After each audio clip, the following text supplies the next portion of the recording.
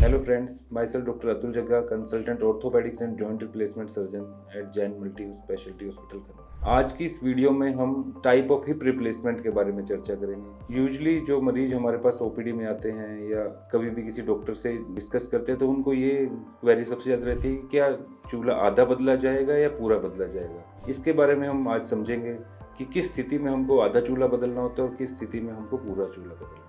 Usually जब hip की surgery होती है तो दो तरह के कारणों की वजह से होती है। पहला कि हिप में कोई फ्रैक्चर हो जाना या चूल्हे की हड्डी टूट जाना, और दूसरा कि उसका डिजेनरेटिव चेंजेस आना, यानी कि वो खराब हो जाता है, आर्थराइटिस हो जाना। जैसे कि घुटने में आर्थराइटिस होती है उसी तरह हिप जॉइंट में भी आर्थराइटिस होती है। यूजुअली जब आपका हिप का फ्रैक्चर होता है, अगर वो हिप का फ्रैक्चर आपकी नेक ऑफ फीमर या हिप की नेक से या फीमर बोन की नेक से फ्रैक्चर होता है तो हमको आधा चूल्हा बदलने की जरूरत पड़ती है। उसमें हम सिर्फ हिप का फीमर वाला पार्ट या जो आपकी एक रोड अंदर जाती है और ऊपर हेड जो सॉकेट में चलता है, सिर्फ इतना ही बदला जाता है। इसको हम बाइपोलर हिप रिप्लेसमेंट, और आम भाषा में हम बोल देते हैं कि आधा चूल्हा बदला गया है। और दूसरा जब होता है कि आर्थराइटिस हो जाए या हिप जॉइंट खराब हो जाए तो हम उसके ऊपर एक कप जैसा लगा देते हैं, जिससे कि आपका कप भी रिप्लेस होता है और चूल्हे का हेड भी और ये स्टेम भी रिप्लेस होता है। तो इसको टोटल हिप रिप्लेसमेंट या THR बोल दिया जाता है। अब सबसे पहले हमको ये समझना है कि किस स्थिति में क्या जरूरत पड़ती है। जब आपके फ्रैक्चर है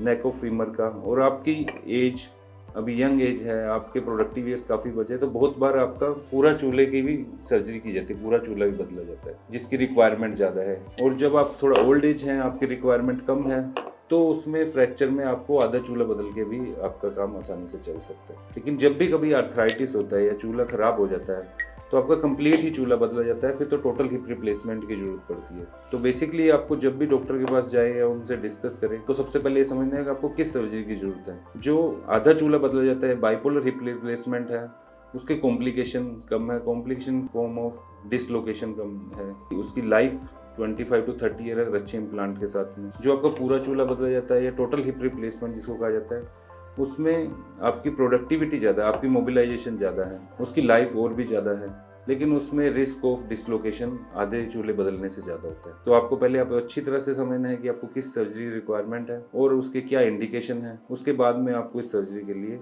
जाना चाहिए, और ये बिल्कुल सेफ सर्जरी होती है एक्सपर्ट हैंड में।